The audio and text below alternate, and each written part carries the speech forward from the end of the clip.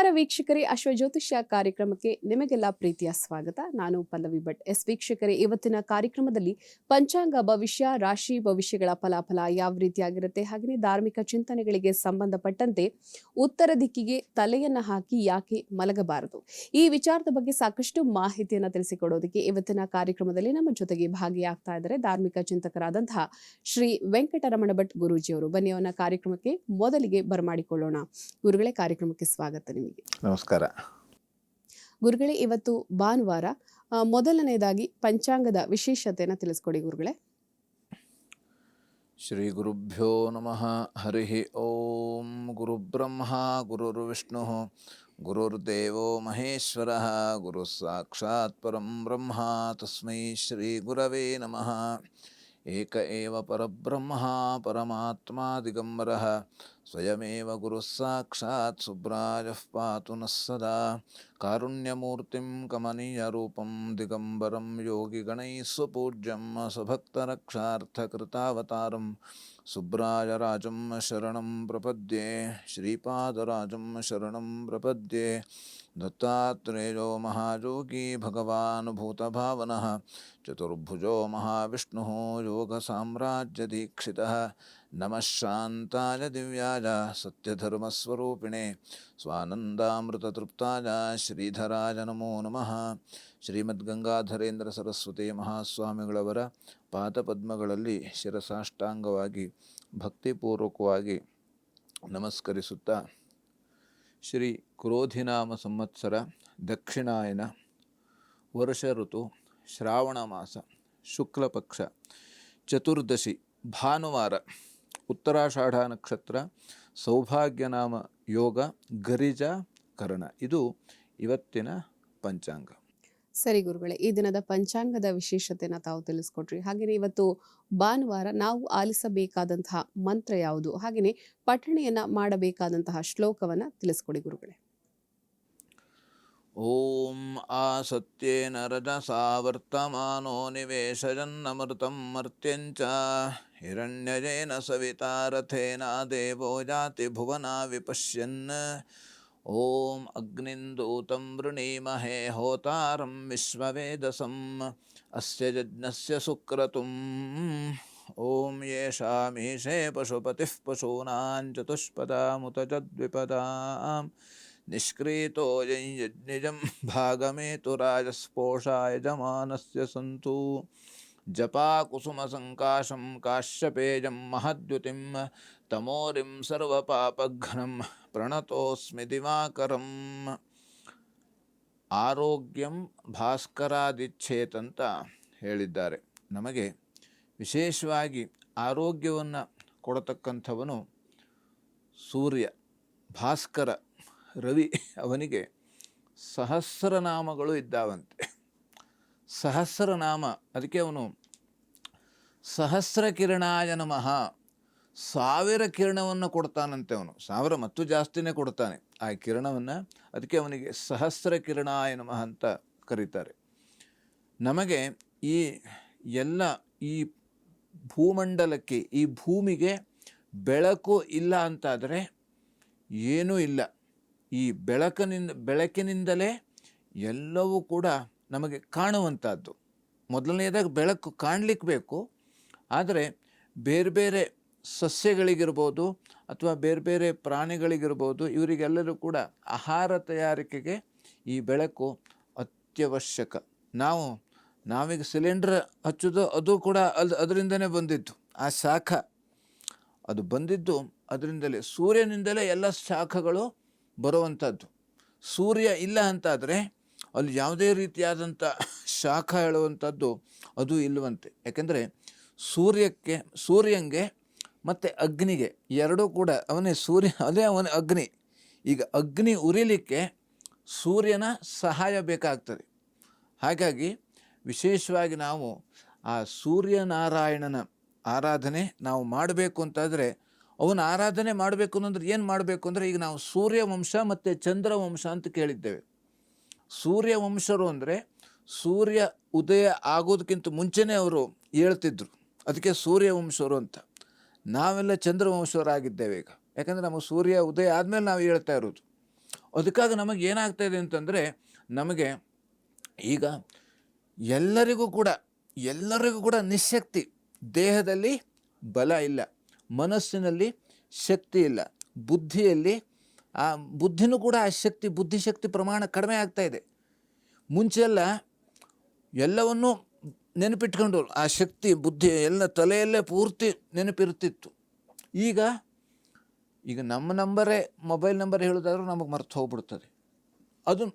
ಹಾಗಾಗಿ ಏನಾಗ್ತದೆ, ಎಲ್ಲವೂ ಕೂಡ ನಾವು ಯಾಂತ್ರಿಕವಾಗಿ ನಾವು ಈಗ ಯಾಕಂದರೆ ಈ ಕಲಿಯುಗನೇ ಯಾಂತ್ರಿಕ ಯುಗವಂತೆ. ಈ ಕಲಿಯುಗ ಅಂದರೆ ಯಂತ್ರದಿಂದಲೇ ಎಲ್ಲವೂ ನಡೆಯುವಂಥದ್ದು. ಯಂತ್ರ ಇಲ್ಲ ಅಂತಾದರೆ ನಮಗೆ ಏನೂ ಆಗೋದೇ ಇಲ್ಲ.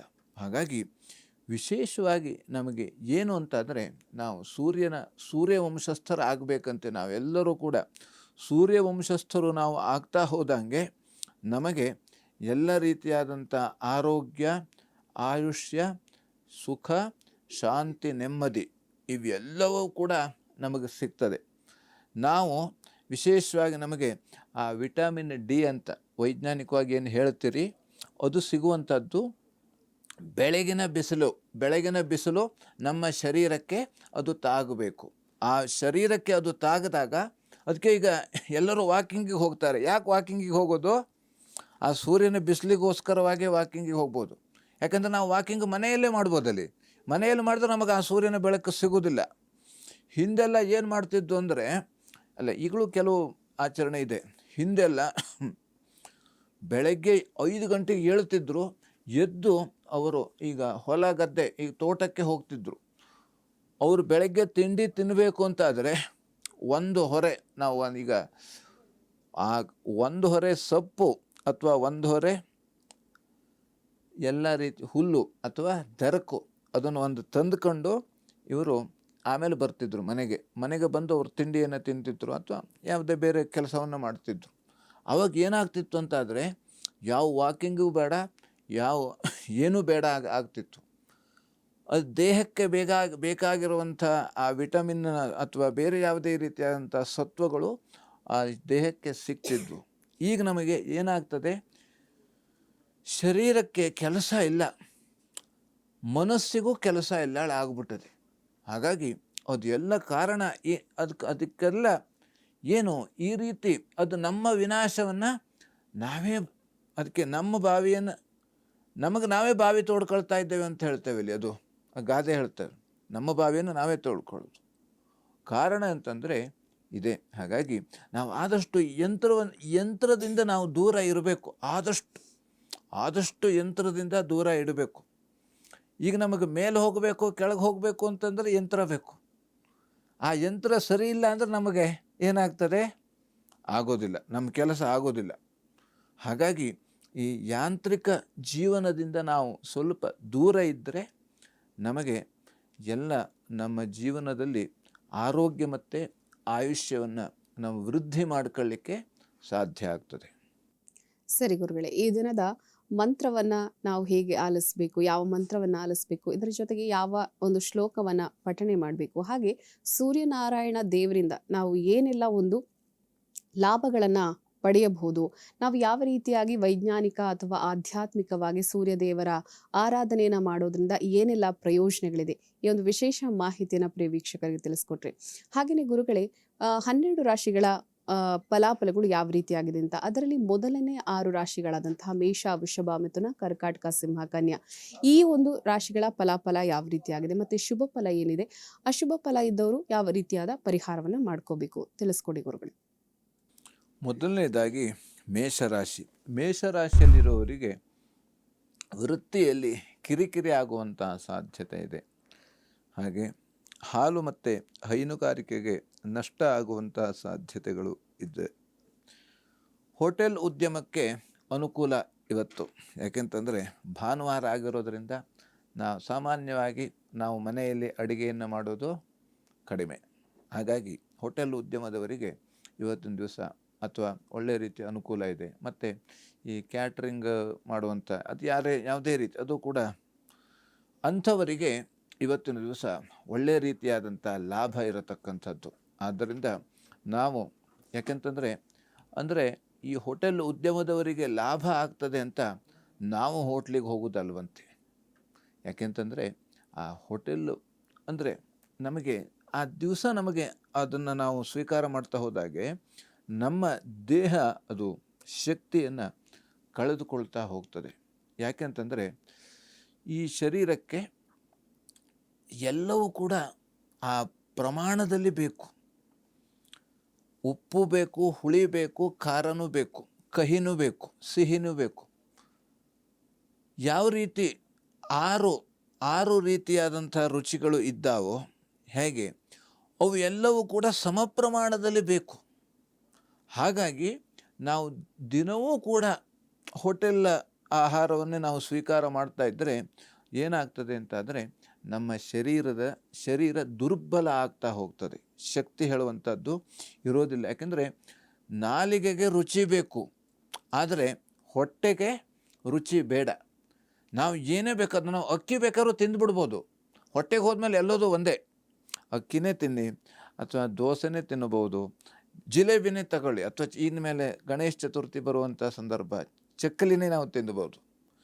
ಅದು ತಿಂದರೂ ಕೂಡ ನಾಲಿಗೆಗೆ ರುಚಿ ಆಗ್ತದೆ ಬಿಟ್ಟರೆ ಅದು ನಮ್ಮ ಹೊಟ್ಟೆಗೆ ಅದು ಬೇರೆ ಬೇರೆ ರೀತಿಯಲ್ಲಿ ಮಾರಕವಾದಂಥ ಸಮಸ್ಯೆ ಆಗುವಂಥ ಸಾಧ್ಯತೆ ಇರ್ತದೆ. ಹಾಗಾಗಿ ಅದಕ್ಕಾಗಿ ನಮಗೆ ಈಗ ನಾವು ಶುದ್ಧ ಎಣ್ಣೆ ಬೇಕು ಅಂತ ನಾವು ತಿನ್ನುವಂಥ ಎಣ್ಣೆ ಎಷ್ಟು ಶುದ್ಧ ಇರ್ತದೆ, ಅದನ್ನು ಆ ತಯಾರಿಕೆ ಮಾಡುವಂಥ ಸಂದರ್ಭದಲ್ಲಿ ನಾವು ಅಲ್ಲಿ ಹೋಗಿ ನೋಡಿದಾಗ ನಮಗೆ ಅದು ಎಷ್ಟು ಶುದ್ಧ ಎಷ್ಟು ಅಶುದ್ಧ, ನಾವು ಎಷ್ಟು ತಿನ್ನಬೇಕು ತಿನ್ನಬಾರ್ದು ಅಂತ ಬರ್ತದೆ. ಹಾಗಾಗಿ ಹಿಂದಿನೆಲ್ಲ ಈ ತೆಂಗಿನ ಮರವನ್ನು ಬೆಳೆಸ್ತಿದ್ರು. ಮನೆಗೆ ಒಂದು ಮನೆ ಎದುರುಗಡೆ ತೆಂಗಿನ ಮರ ಇರ್ತಿತ್ತು ಅಂದರೆ ಅವರು ಸ್ವತಃ ಆ ಕೊಬ್ಬರಿ ಎಣ್ಣೆನೇ ಮಾಡ್ತಿದ್ರು ಅವರು ಗಾಣದಲ್ಲಿ. ಆ ರೀತಿಯಲ್ಲಿ ನಾವು ಶುದ್ಧವಾಗಿ ಆ ಒಂದು ಆಹಾರವನ್ನು ಸ್ವೀಕಾರ ಮಾಡೋದರಿಂದ, ಅಥವಾ ಹಿಂದೆ ಎಲ್ಲರೂ ಕೂಡ ಅಕ್ಕಿಯನ್ನು ಬೆಳೀತಿದ್ರು.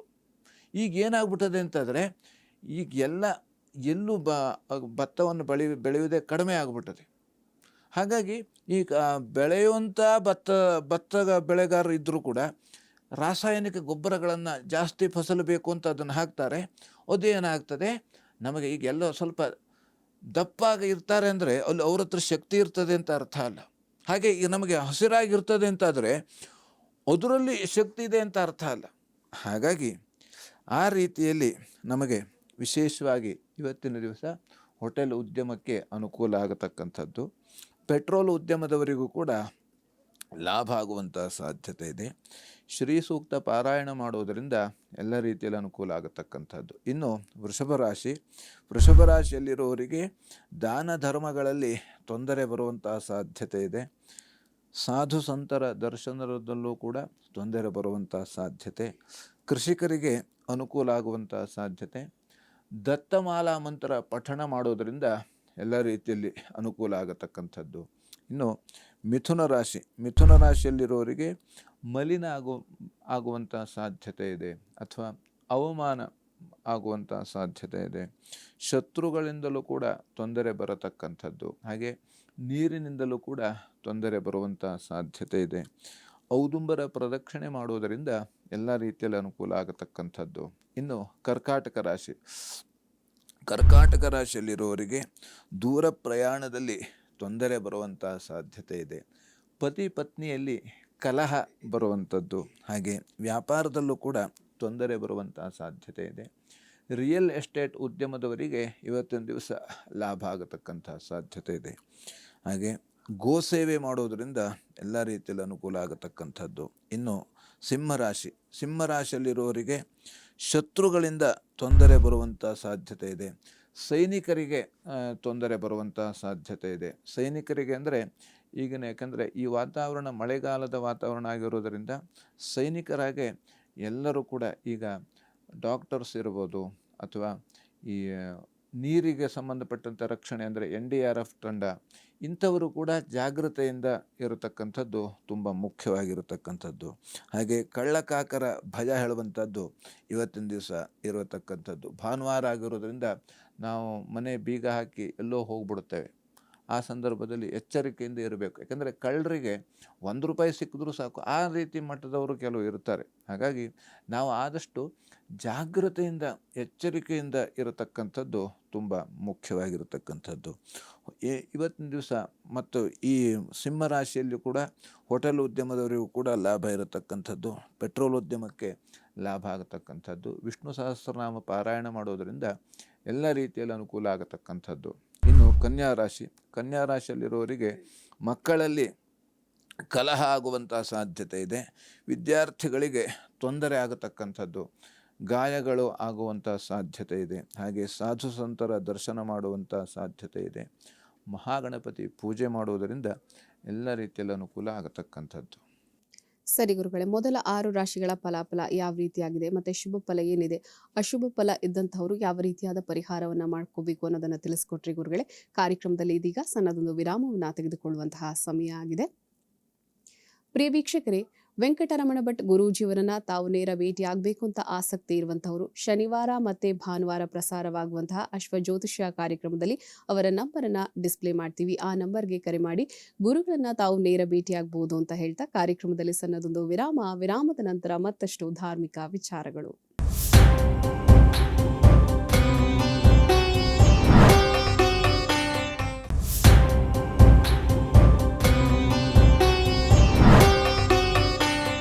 ವಿರಾಮದ ನಂತರ ಅಶ್ವಜ್ಯೋತಿಷ್ಯ ಕಾರ್ಯಕ್ರಮಕ್ಕೆ ಮತ್ತೊಮ್ಮೆ ಸ್ವಾಗತ ವೀಕ್ಷಕರೇ. ಗುರುಗಳೇ, ಉತ್ತರ ದಿಕ್ಕಿಗೆ ತಲೆಯನ್ನು ಹಾಕಿ ಮಲಗಬಾರದು ಅಂತ ಹೇಳ್ತಾರೆ. ಇದರ ವೈಜ್ಞಾನಿಕ ಮತ್ತೆ ಆಧ್ಯಾತ್ಮಿಕ ಹಿನ್ನೆಲೆ ಏನು, ಅದರ ಬಗ್ಗೆ ತಿಳಿಸ್ಕೊಡಿ ಗುರುಗಳೇ. ಇದು ಬಹಳ ಮುಖ್ಯವಾದಂಥ ಪ್ರಶ್ನೆ. ಯಾಕೆಂದರೆ ನಮಗೆ ವೈಜ್ಞಾನಿಕವಾಗಿ ನೋಡೋದಾದರೆ ಉತ್ತರ ದಿಕ್ಕು ಹೇಳ್ತಕ್ಕಂಥದ್ದು ಅದು ಸ್ವಲ್ಪ, ಈಗ ನಾವು ದಕ್ಷಿಣ ಧ್ರುವ ಉತ್ತರ ಧ್ರುವ ಅಂತ ಏನು ಹೇಳ್ತೇವೆ, ಅದು ಸ್ವಲ್ಪ ಈ ಯಾವ ರೀತಿ ಅಂದರೆ ಆಕರ್ಷಣಾ ಶಕ್ತಿ ಜಾಸ್ತಿ ಇರ್ತದೆ ಅಂತ ಅದು ಆ ಉತ್ತರ ದಿಕ್ಕಿಗೆ. ಹಾಗಾಗಿ ನಾವು ಆ ದಿಕ್ಕಿಗೆ ತಲೆ ಮಾಡಿ ಮಲ್ಕೊಳ್ಬಾರ್ದು. ಅದರಿಂದ ಏನಾಗ್ತದೆ ಅಂತಂದರೆ ಈ ಬುದ್ಧಿ ಶಕ್ತಿ ಹೇಳತಕ್ಕಂಥದ್ದು ಅದು ಕುಗ್ಗುತ್ತಾ ಹೋಗ್ತದೆ ಅಂತೆ. ಬುದ್ಧಿಶಕ್ತಿ ಕಡಿಮೆ ಆಗ್ತದೆ ಉತ್ತರ ದಿಕ್ಕು ತಲೆ ಹಾಕಿ ನಾವು ಮಲ್ಕೊಳ್ಳೋದ್ರಿಂದ. ಅಂದರೆ ಈ ಬುದ್ಧಿ, ಈ ಸೂಚಿಸುವಂಥದ್ದು ಅದು ಆ ಕಡಿಮೆ, ಅಂದರೆ ಸೂಚಿಸುವಂಥದ್ದು ಕ್ಷೀಣಿಸ್ತಾ ಹೋಗುವಂಥದ್ದು. ಹಾಗಾಗಿ ಇದು ವೈಜ್ಞಾನಿಕ. ಅಂದರೆ ಆಧ್ಯಾತ್ಮಿಕ ದೃಷ್ಟಿಯಿಂದ ಅದಕ್ಕೆ ನಾವು ಗಣಪತಿಯನ್ನು ನಾವು ಉತ್ತರ ದಿಕ್ಕಿನ ಪ್ರಾಣಿಯದು ಅದರ ರುಂಡವ ತಂದಿರಿಸಿ, ಅಂದರೆ ಹಿಂದೆ ಪಾರ್ವತಿ ಪರಮೇಶ್ವರರು, ಪಾರ್ವತೀ ದೇವಿ, ನಮಗೆ ಆ ಕತೆ ಗೊತ್ತಿದೆಯಲ್ಲ, ಪಾರ್ವತೀ ದೇವಿ ಗಣೇಶನನ್ನು ಅವಳು ಬಾಗಿಲಿನಲ್ಲಿ ಸ್ನಾನ ಮಾಡಲಿಕ್ಕೆ ಹೋಗಬೇಕಾದ್ರೆ ಬಾಗಿಲು ಕಾಯಲಿಕ್ಕಾಗಿ ಅವನನ್ನು ನಿಲ್ಲಿಸಿದ್ದಳು. ಅದು ಈಶ್ವರನಿಗೆ ಗೊತ್ತಾಗಲಿಲ್ಲ, ಬಂದೇ ಬಿಟ್ಟ ಅವನು. ಬಂದ ತಕ್ಷಣ ಯಾರು ನೀನು ಕೇಳ್ತಾನೆ. ಇಲ್ಲ, ಯಾರಾದರೂ ನಿನಗೇನು, ನಾನು ಒಳಗೆ ಹೋಗ್ಲಿಕ್ಕೆ ಬಿಡೋದಿಲ್ಲ ಅಂತ ಹೇಳ್ತಾನೆ. ಯಾಕೆಂದ್ರೆ ತಾಯಿ ಹೇಳಿದ್ದಾಳೆ, ನಾನು ಸ್ನಾನ ಮುಗಿಸ್ಕೊಂಡು ಬರ್ತೇನೆ, ಅಲ್ಲಿವರೆಗೆ ನೀ ಯಾರು ಬಂದರೂ ಒಳಗಡೆ ಬಿಡಬೇಡ ಅಂತ. ಅದಕ್ಕೆ ನನ್ನ ಅಮ್ಮ ಹೇಳಿದ್ದಾಳೆ, ನೀನು ಯಾರೇ ಆದರೂ ಒಳಗೆ ಬಿಡೋದಿಲ್ಲ ಅಂತ ಹೇಳ್ತಾಳೆ. ಆವಾಗ ಅವನಿಗೆ ತುಂಬ ಸಿಟ್ಟು ಬಂದು ಅವನು 3ನೇ ಕಣ್ಣನ್ನು ಬಿಟ್ಟುಬಿಟ್ಟ. 3ನೇ ಕಣ್ಣನ್ನು ಬಿಟ್ಟ ತಕ್ಷಣ ಏನಾಯಿತು, ಅವನ ಆ ರುಂಡ ಹೇಳುವಂಥದ್ದು ಅಲ್ಲೇ ಕೆಳಗೆ ಬಿತ್ತು. ಆವಾಗ ಪಾರ್ವತಿ ಏನೋ ಕೂಗ್ತಾ ಇದ್ದಾನೆ ಅಂತ ಬಂದು ನೋಡಿದಾಗ ರುಂಡ ಒಂದು ಕಡೆ, ಮುಂಡ ಒಂದು ಕಡೆ ಆಯಿತು. ಹಾಗೆ ಆವಾಗ ಮತ್ತೆ ಇವನು ತನ್ನ ಮಗ ಅಂತ ಹೇಳಿದಾಗ ಆಯಿತು, ಹಾಗಾದರೆ ಏನು ಮಾಡೋದು, ಅದನ್ನು ಮತ್ತೆ ಕೂಡಿಸ್ಲೇಬೇಕಲ್ಲ, ಯಾವುದಾದ್ರು ಒಂದು ರುಂಡವನ್ನು ತೆಗೆದುಕೊಂಡು ಬಾ ಅಂತ ಈಶ್ವರ ಆಜ್ಞೆ ಮಾಡ್ತಾನೆ ಸೇವಕರಿಗೆ. ಇಲ್ಲಿ ಯಾರು ಉತ್ತರ ದಿಕ್ಕಿಗೆ ಯಾರು ಮಲ್ಕೊಂಡಿದ್ದಾರೋ ಅವರ ರುಂಡವನ್ನು ನೀನು ತೆಗೆದುಕೊಂಡು ಬಾ ಅಂತ ಸೇವಕರಿಗೆ ಆಜ್ಞೆ ಮಾಡ್ತಾನೆ. ಆವಾಗ ಅವ್ರು ಸೀದಾ ಹೋಗ್ತಾರೆ.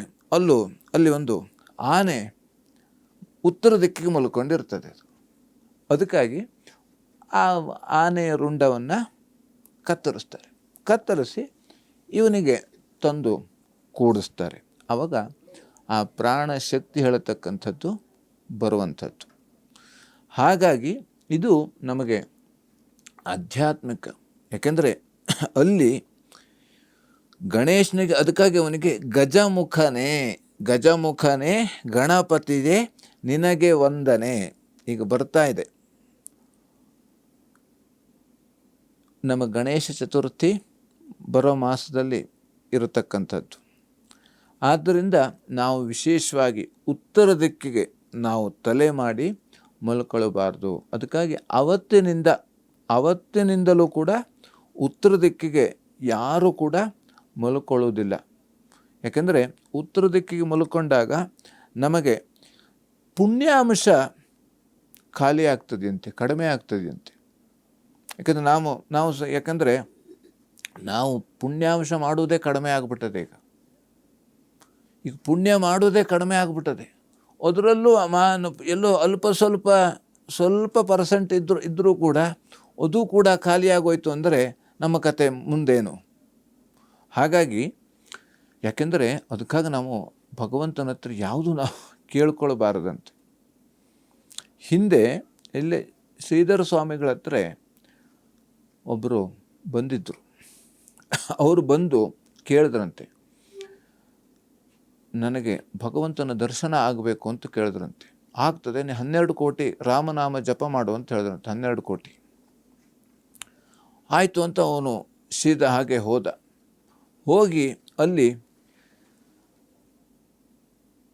ಮತ್ತೆ ಸ್ವಲ್ಪ ದಿವಸ ಬಿಟ್ಟು ಬಂದಂತೆ.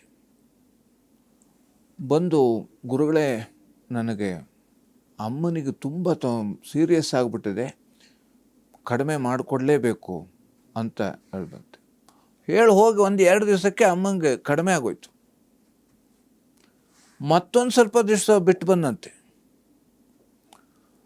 ನನ್ನ ಮಗಂಗೆ, ಅವನಿಗೆ ಮತ್ತು ಅವನ ಮಗಂಗೂ ಸೀರಿಯಸ್ ಆಗಿಬಿಟ್ಟದೆ, ಅವನಿಗೂ ಒಂದು ಕಡಿಮೆ ಮಾಡಿಕೊಡಿ ಅನ್ನಂತೆ.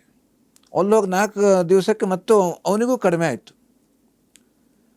ಆಮೇಲೆ ಮತ್ತೊಂದು ಹೆಚ್ಚು ಕಡಿಮೆ 6 ತಿಂಗಳ ನಂತರ ಬಂದಂತೆ. 6 ತಿಂಗಳ ಬಂದು ಅವ್ರ ಹತ್ರ ಕೇಳಿದಂತೆ, ನೀವು 12 ಕೋಟಿ ಜಪ ಮಾಡಿದ್ರೆ ಭಗವಂತ ನನಗೆ ಒಲಿತಾನೆ, ಭಗವಂತ ಕಾಣ್ತಾನೆ ಅಂತ ಹೇಳಿದ್ರಿ, 12 ಕೋಟಿ ಆಯಿತು, ನನಗಿನ್ನೂ ಕಾಣಲಿಲ್ಲ, ನೀವು ಸುಳ್ಳು ಹೇಳಿದ್ರಿ ಅಂತ ಹೇಳಿದಂತೆ. ಆವಾಗ ಅವರು,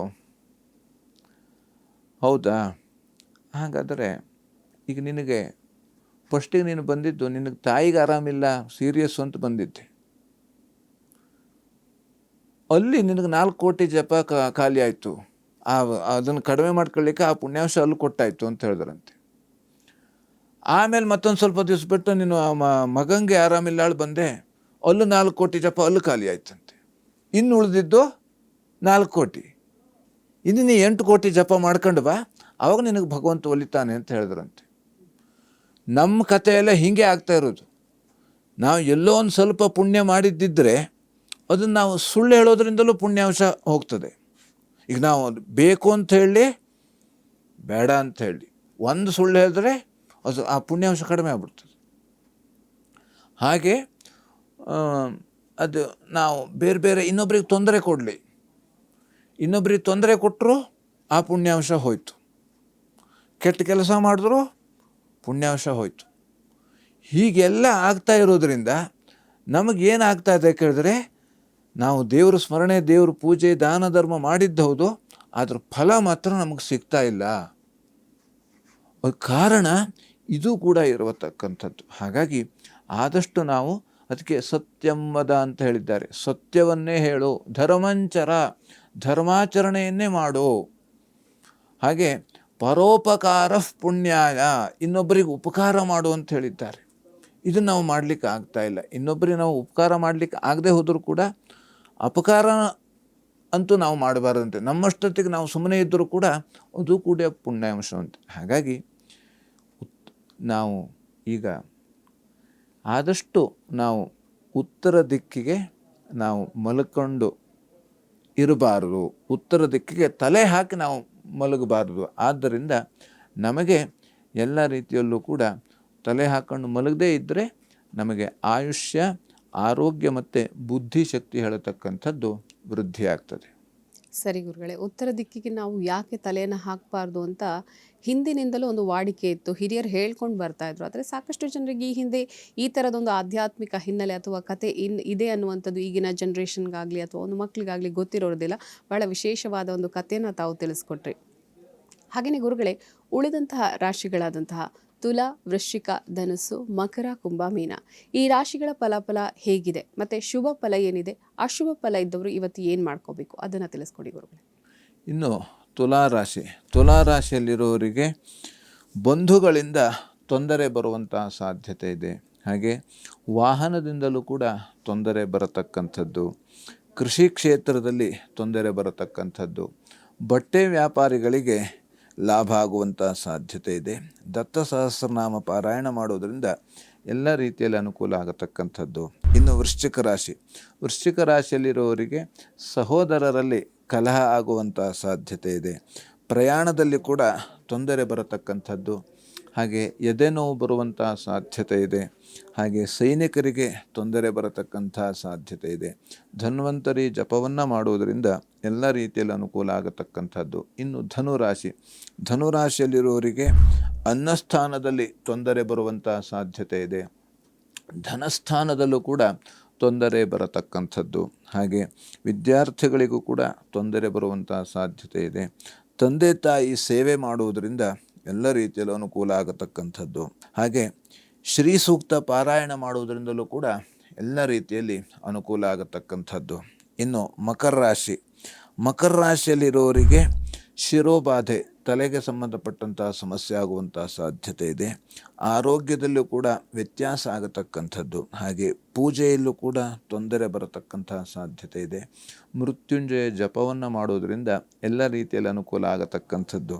ಇನ್ನು ಕುಂಭರಾಶಿ, ಕುಂಭರಾಶಿಯಲ್ಲಿರುವವರಿಗೆ ಅಧಿಕವಾದಂಥ ವ್ಯಯ ಆಗುವಂಥ ಸಾಧ್ಯತೆ ಇದೆ. ಹಾಗೆ ಕೃಷಿಯಲ್ಲಿ ಕೂಡ ಖರ್ಚು, ಹೆಂಡತಿಯಿಂದ ಸಹಕಾರ ಸಿಗತಕ್ಕಂಥದ್ದು, ವಿದ್ಯಾರ್ಥಿಗಳಿಗೆ ಅನುಕೂಲ ಆಗತಕ್ಕಂಥದ್ದು. ಮಹಾಲಕ್ಷ್ಮಿ ಪೂಜೆ ಮಾಡೋದರಿಂದ ಎಲ್ಲ ರೀತಿಯಲ್ಲಿ ಅನುಕೂಲ ಆಗತಕ್ಕಂಥದ್ದು. ಇನ್ನು ಮೀನರಾಶಿ, ಮೀನರಾಶಿಯಲ್ಲಿರೋರಿಗೆ ವ್ಯಾಪಾರದಿಂದ ಲಾಭ, ಹಾಗೆ ವಾಹನದಿಂದ ತೊಂದರೆ ಬರುವಂಥ ಸಾಧ್ಯತೆ ಇದೆ.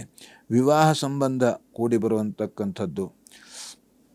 ಯಾರಾದರೂ ಕೂಡ ವಿವಾಹ ವಯಸ್ಕರು ಇದ್ದರೆ ಅವರಿಗೆ ಇವತ್ತಿನ ದಿವಸ ಅನುಕೂಲ. ಅಂದರೆ ಯಾವುದೇ ರೀತಿಯಾದಂಥ ಮಾತುಕತೆ ಅಥವಾ ನಿಶ್ಚಿತಾರ್ಥ ಇತ್ಯಾದಿಗಳನ್ನು ಅಂದರೆ ಇವತ್ತ ಮಾಡಲಿಕ್ಕೆ ಆಗದೆ ಹೋದರೂ ಕೂಡ ಆ ಒಂದು ಮಾತುಕತೆಯನ್ನು ಮಾಡುವಂಥ ಸಾಧ್ಯತೆ ಇರತಕ್ಕಂಥದ್ದು. ಹಾಗೆ ದುರ್ಗಾ ಪೂಜೆ ಮಾಡೋದರಿಂದ ಎಲ್ಲ ರೀತಿಯಲ್ಲಿ ಅನುಕೂಲ ಆಗತಕ್ಕಂಥದ್ದು.